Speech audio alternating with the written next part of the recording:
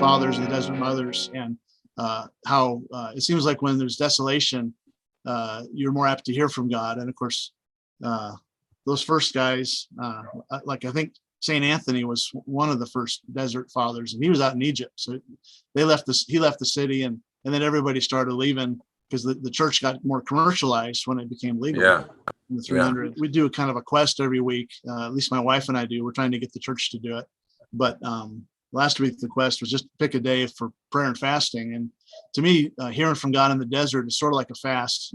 You have less resources, and so you see God better, or something weird like that. Yeah. Well, tell me about yourself. My mom would make me sing in church, do special music every now and again, and I got tired of doing songs from books, so I started making up my own. I played basketball in high school, and that led to a scholarship in college, and that's what took me to Friends University in Wichita, Kansas. That's where I met Rich, and we became friends and started hanging out. And then he realized that I could play the guitar, and I had been making up songs, and that's kind of how natural connection there, huh? Did you attend any of James Bryan Smith's classes? I've read a bunch of his books. Good and Beautiful God, that whole series. Yeah, it's ironic because I just got off the phone with Jim, and he was my chaplain. He was my advisor. I was in probably 4 or 5 different classes of his.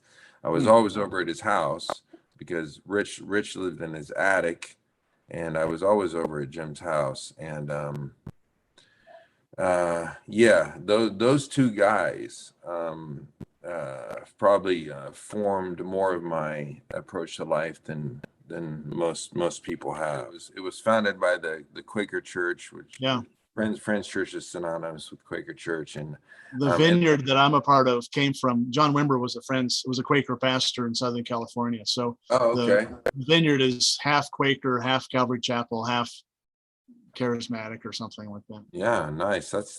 That's 3 halves. That's well, but you're a musician. It's okay to not have good math, right? So we went to campus fellowship that was led half the time by Jim, led half the time by Rich, and just they were that's who I hung out with. So Rich asked me what I was going to do, and I had no idea. And he said, "Why don't you work with me?" And that's what. After the day after graduation, we moved out to Window Rock, right on the Arizona border, and that's how I ended up in the music world, because he was doing concerts, and I ended up strumming along on the guitar, singing harmonies with him, and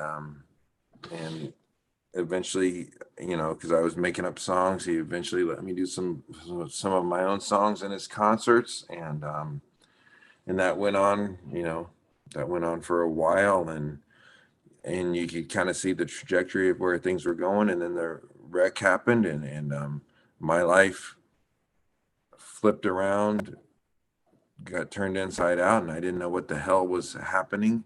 But you just keep putting your feet down, one foot in front of the other with whatever condition your feet are in. Yeah. Are you a different person now? Like your parents say that your personality has changed from before the accident to after. Like, are you a different person because of it? They would say that to a degree, definitely. And the whole experience happened at an odd time. It happened in my early 20s, which who isn't changing in their early 20s? Who isn't a different person when they're 30 than when they were 18? I am now 48. So you are crazy old. Crazy.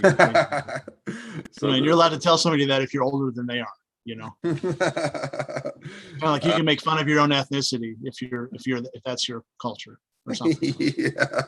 Yeah. I think I'm different in a number of ways.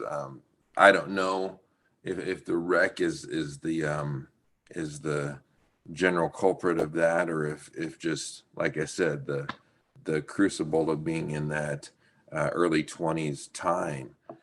people ask me, it's been whatever, how many years, how have you rectified it? How have you, what conclusions have you come to? What kind of answers have you arrived at? I'm like, none, Yeah. zero. To me, uh, Jesus isn't the answer. Jesus is the question, and Jesus moves us um, to this openness, to this trust of things not having to make sense. Um, and and and so I go, gosh, people talk about the faithfulness of God, and they say, um, God was sure faithful in bringing you through that wreck. And I go, well, shut up, because when you say something like that, are you not insinuating the faithfulness of God was not there for someone that didn't come through the wreck, and Like your friend. didn't, or someone who didn't come through something? Right. And we know that's not the case. The faithfulness of God is, and uh, that may not be something that we can detect at every corner of our lives, but do our detections, do our perceptions, our notions, our assumptions, do they have no bearing on the faithfulness of God? The faithfulness of God is, Yes. and it may not be how we think it ought to be. The faithfulness of God, the grace of God that's been lavished upon us, we're just trying to stand there and be uh, drenched in, clothed in, undergirded by all of it.